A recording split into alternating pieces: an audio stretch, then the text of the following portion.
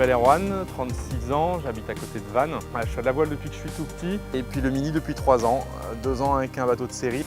Et là je viens de racheter le Mini 800 là, qui est derrière nous pour faire la saison avec comme objectif la Mini Transat 2017 en octobre.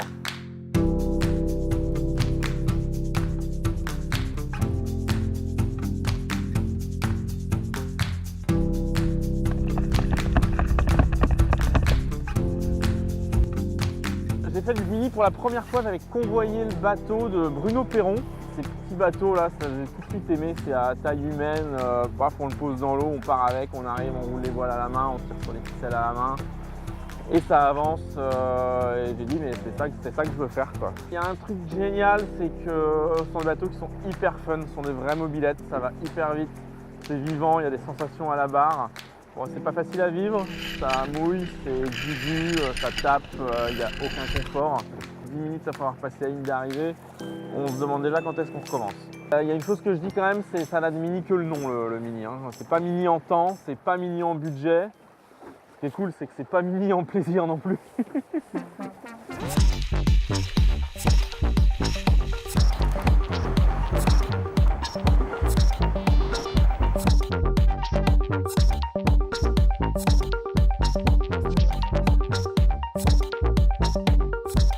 Ce qui me plaît dans la course au large en solo, c'est les états dans lesquels on peut se mettre.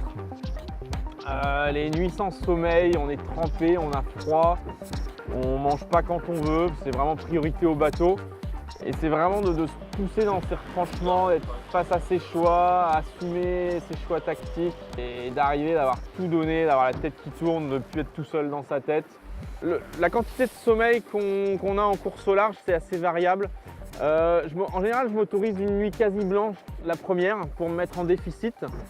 Et derrière, j'essaie de me fixer un minimum de 3-4 heures par 24 heures. Alors le pire que j'ai fait, c'était ce système de barre qui explose, donc plus de pilote, plus rien, et ouais, 48 heures sans fermer l'œil. Ouais. J'avais la radio dans le bateau alors qu'il n'y avait pas de radio à bord.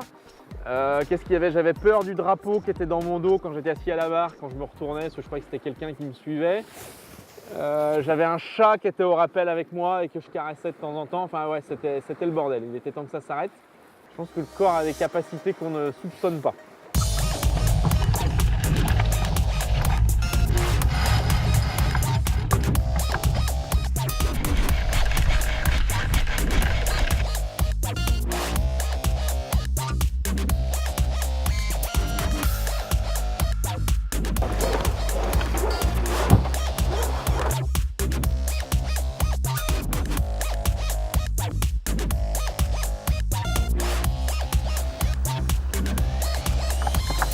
Ce bateau a une histoire de fou parce qu'il a été construit par son premier propriétaire. Derrière, il a gagné très vite. Ensuite, il a été abandonné au large du Portugal sur une grosse avarie.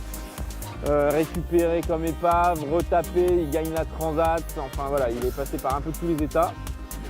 Et ben, j'aimerais bien écrire d'autres lignes à son histoire, à ce beau bateau maintenant.